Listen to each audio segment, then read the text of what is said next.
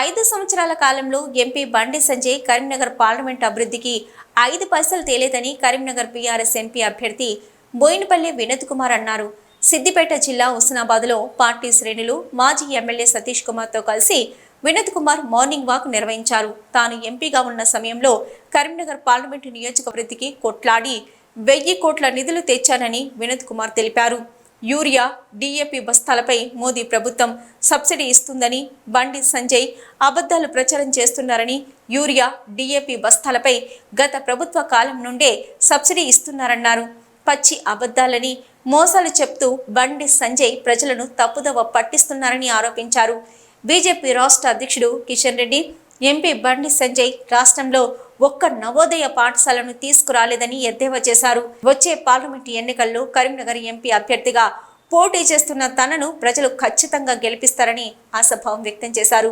ఈ కార్యక్రమంలో municipal chairperson Akula Rajitha Venkanna, vice chairperson Aileni Anitha Srinivasareddy, Akkannapeta MPP Malothu Lakshmi, Beelu Naik, మాజీ market committee chairman Edabaina Tirupati Reddy, కౌన్సిలర్లు బాల సుప్రజ నవీన్, కొంకటి నళిని రవీందర్, బొల్లి కల్పన శ్రీనివాస్, గూళ్ల రాజు, బోసు, రమాదేవి, రవీందర్, మాజీ municipal chairperson Suddala Chandraiah, co-option members Aileni Shankar Reddy, Ayub Basha, పట్టణ అధ్యక్షులు అన్వర్ పాషా, బీఆర్ఎస్ నాయకులు తదితరులు పాల్గొన్నారు.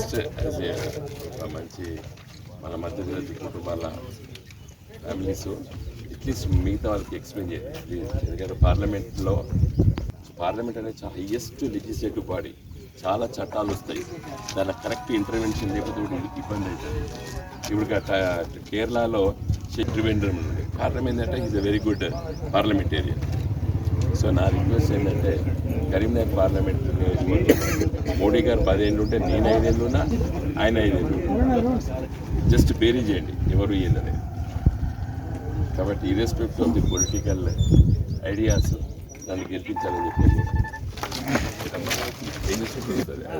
ప్రొఫెసర్ డాక్టర్ మాది నేను శాంక్షన్ చేయించాను. నేను ఎంపీ ఉన్నాను, పక్కపక్కన పెట్టించాను. ఆయుష్ పెద్దది. నమస్తే. జాతీయ రహదారులు ఇంకా చాలా వేరే జాతీయ రహదారులు కూడా ప్రతిపాదన చేసి వాటిని మరి అమలు చేశాము. ఇదే విధంగా మరి రైల్వే లైను కరీంనగర్ నగర ప్రజలకి, కరీంనగర్ జిల్లాకి నేరుగా రైల్వే లైన్ కావాలని కరీంనగర్, వేములవాడ, సిరిసిల్ల, సిద్దిపేట మీదికెళ్ళి గజ్వేల్ మీదికెళ్ళి మరి ఇలా రైల్వే లైన్ దాదాపు 80% పనులు పూర్తయినాయి. సిద్దిపేట వరకు రైలు వచ్చింది. ఇంకా సిద్దిపేట, సిరిసిల్ల, వేములవాడ, కరీంనగర్ వరకు 2025 డిసెంబర్ వరకు కంప్లీట్ కాబోతున్నది.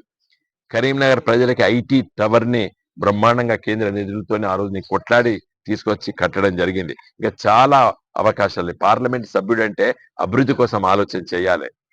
ఇలా నా ప్రత్యర్థులు కాంగ్రెస్ పార్టీ, బీజేపీ పార్టీ ప్రత్యర్థులు, బీజేపీ పార్టీ అభ్యర్థి పోయినసారి గెలిచిన బండి సంజయ్ గారు 5 సంవత్సరాలు కూడా 5 రూపాయలు కూడా తీసుకురాలేదు ఈ నియోజకవర్గానికి. ఏమనంటే అంగన్వాడీలో పాలు గుడ్డిచ్చినా, లేకపోతే జాతీయ ఉపాధి హామీ పథకాలు ఇచ్చినా చెప్తారు. జాతీయ ఉపాధి హామీ పథకం ఎప్పుడు వచ్చిందంటే 2006లో వచ్చింది. 2006లో వచ్చింది జాతీయ ఉపాధి హామీ పథకం. అది నేను తీసుకొచ్చానని చెప్పి ప్రచారం చేయడం చాలా దురదృష్టం. ఈ 100 రోజుల పని దిన కార్మికులకు కూడా మోసపూరితమైన వాగ్దానాలు చేస్తున్నారు. ఇలా యూరియా బస్తాకి సబ్సిడీ గింత ఇచ్చింది, 20,000 ఎకరానికి ఇస్తున్నామని చెప్పి మరి బండి సంజయ్ గారు మాట్లాడుతున్నారు. యూరియా సబ్సిడీ ఎప్పుడు ఇచ్చిందండి? దాదాపు 50 ఏళ్ళకెళ్ళి ఇస్తారు యూరియా సబ్సిడీ. డిఏపి బస్తా మీద సబ్సిడీ 50 ఏళ్ళకెళ్ళి ఇస్తున్నారు. హరిత విప్లవం ఎప్పుడైతే వచ్చిందో 1962లో అప్పటి నుంచి ఇస్తున్నారు యూరియా పైన, డిఏపి పైన సబ్సిడీలు. ఆయనే మోసపూరితమైన మాటలు, పచ్చి అబద్ధాలు మాట్లాడాలని సహించారు ప్రజలు. నేను ఛాలెంజ్ చేస్తున్నా, ఎప్పుడు ఇచ్చిండ్రు యూరియాకి, డిఏపికి సబ్సిడీలో? మోడీ గారి ప్రభుత్వం కాదు, ఆనాటి నెహ్రూ గారి ప్రభుత్వం నుండి ఇచ్చిండ్రు. లాల్ బహదూర్ శాస్త్రి గారు ఇచ్చిండ్రు, ఇందిరాగాంధీ ఇచ్చింది, తదనంతరం వచ్చినటువంటి ప్రతి ప్రధానమంత్రి ఇచ్చిండు. ఇలా యూరియా పైన, డిఏపి బస్తాల పైన సబ్సిడీ అది చాలా పెద్దగా ఇచ్చినట్టు ఇస్తే మన సోషల్ మీడియాలో కూడా పెద్ద ఎత్తున ప్రచారం చేస్తున్నారు, టీవీ ఛానల్ ప్రచారం చేస్తున్నారు. నేను ఇలా ఛాలెంజ్ చేస్తున్నా, బీజేపీ నాయకులారా, యూరియా సబ్సిడీ, డిఏపి సబ్సిడీ ఎప్పటి ఇస్తున్నారు అంటే ఏమి తెలియకుండా చోళ్ళ పువ్వు పెట్టుడే. అందరికీ ఎవరు పడితే వాళ్ళకి మాట్లాడడం. వెనకట కూడా పోయినసారి 2019 ఎన్నికలప్పుడు బండి సంజయ్ గారు 1000 రూపాయలు కేసీఆర్ ఆసరా పెన్షన్ ఇస్తాడు, దాంట్లో 800 రూపాయలు మోడీ ఇచ్చిండని చెప్పి ప్రచారం చేసాడు. అంత దుర్మార్గంగా అబద్ధాలు ఆడాడు. ఛాలెంజ్ చేసిన 800 ఇచ్చిండు ఆ రోజు 1000 రూపాయల పట. పచ్చి అబద్ధం అది. ఈ రోజు కూడా యూరియా పైన డిఏపి బస్తాల పైన సబ్సిడీస్ అని చెప్పి ప్రచారం చేసుకుంటున్నాడు. దాన్ని తీవ్రంగా ఖండిస్తున్నాం ఇవాళ మేము. ఇంకా నెల రోజుల ఎన్నికలు, చాలా విషయాలు మాట్లాడుకుందాం. నేను కేవలం అభివృద్ధి, ప్రజలు సంక్షేమము. ప్రతి జిల్లాకి నవోదయ విద్యాలయం ఉండాలని చెప్పి చట్టం చెప్తుంది. 1985లో ఆనాడు పివి నరసింహారావు గారు ఎడ్యుకేషన్ మినిస్టర్ ఉన్నప్పుడు ప్రతి జిల్లాకి నవోదయ విద్యాలయం ఏర్పాటు చేయాలని చెప్పి ఒక చట్టం తీసుకొచ్చారు. ప్రతి జిల్లాకి కూడా గ్రామీణ ప్రాంతాల లోపల ఉన్నటువంటి విద్యార్థులకి నవోదయ విద్యాలయంలో అడ్మిషన్లు ఉంటాయి. ఆ పిల్లలు నవోదయ విద్యాలయంలో చేర్పించుకోలేకపోయినటువంటి ఒక బాధ ఉన్నది. నేను రేపు ఎంపీ అయిన తర్వాత పట్టుబట్టి కొత్తగా 23 నవోదయ విద్యాలయాలు తెలంగాణకు తీసుకొస్తా.